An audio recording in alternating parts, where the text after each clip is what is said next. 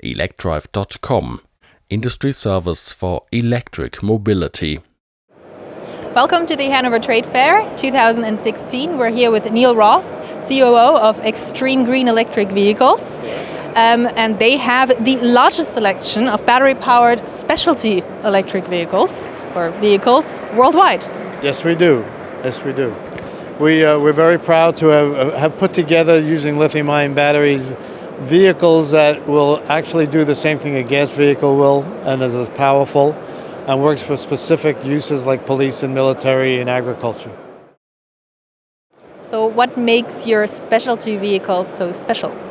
Well, we've been able to develop a line of specialty vehicles using lithium-ion phosphate batteries.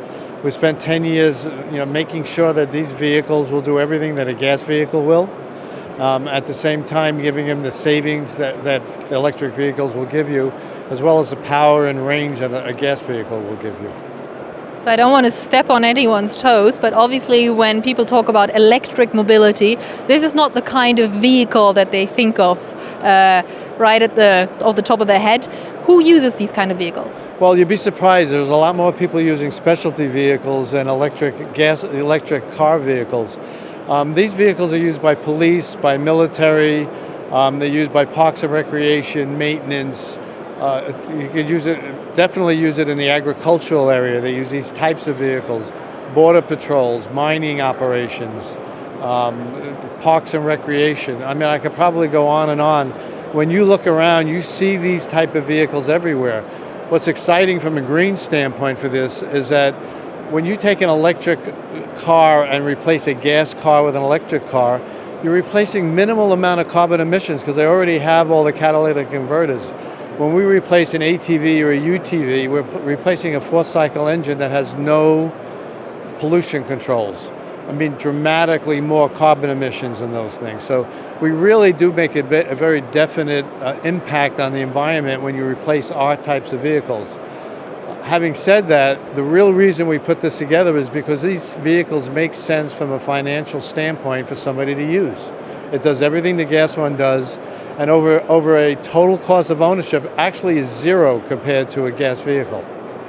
So how much will, let's say, a police station have to pay to replace their gas-powered specialty vehicle for one of yours?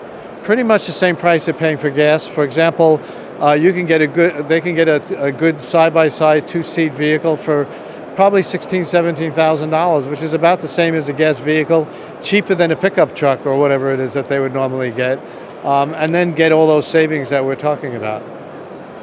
And let's kind of stick with the numbers. How far does one of your specialty vehicles get me? Again, when you do electric vehicles, I'm sort of hedging on the answer because I want you to understand. When you talk about electric vehicles, you build the type of vehicle you need for a specific use. Our base vehicle, meaning the smallest version of the batteries and everything, optimally you can get up to 100 kilometers on a charge. We do keep a charger on board, so you can just plug it into any wall wherever you are. You don't need to wait till it's empty. You don't need to do anything like that. So if you're working all morning and you stop for lunch for an hour, you charge it, you'll get about a half a charge at that point. So you can almost fill it back up again and work all afternoon. So that's something that the electric car industry has been trying to, or regular electric cars have been trying to tell possible drivers all along, that you can plug in anywhere and always have a filled car in the morning. So why is it working better in your sector than saying for an i3 or a Renault or so on? Well, because I actually just plug into a wall. They have to have one of those special fuel electric plugs to plug into, and they're not all over the place. I know in the United States, I don't know exactly how it works in the EU, but in the United States, it can cost $2,000 or $3,000 to put one of those into your house, whereas you just take an extension cord and plug it into the wall where we are right now, and the same thing would be here. It really is a lot less expensive. We don't fast speed, but again, most of our vehicles under 3 hours will give you a full charge. So that's pretty cool. That's pretty good. So you mentioned you have the largest selection. How many vehicles do you have in your lineup? We have as many as 25 different types of vehicles that we can build with the platforms that we have. What was the first vehicle you ever sold and to whom? The very first vehicle we sold was the three-wheel Sentinel, and we sold that to the Dallas Police Department. They decided to use it. Again, for the use that they found was that they have a very busy downtown, and during busy times, the police officers in the car, if anything was happening on a sidewalk or a street, by the time they got there, it was done. So now they took two policemen out of a car, put two of these on the road, and they drive along on the sidewalk. And it's sort of like the old cop on the beat, except they're mobile, and it goes up to 29 miles an hour in the U.S. So if they have to get across town, it doesn't take them that long. If you could wish for anything from your industry, what is it that you would wish for? Well, for my industry, you mean the electric industry per se?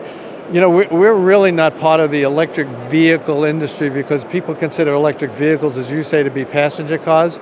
But I would like people to start realizing that there are other kinds of electric cars and the industry itself to realize that the opportunity for electric is not just in a Tesla type of situation, but it's in these everyday situations that are used all day long as opposed to just drive to work.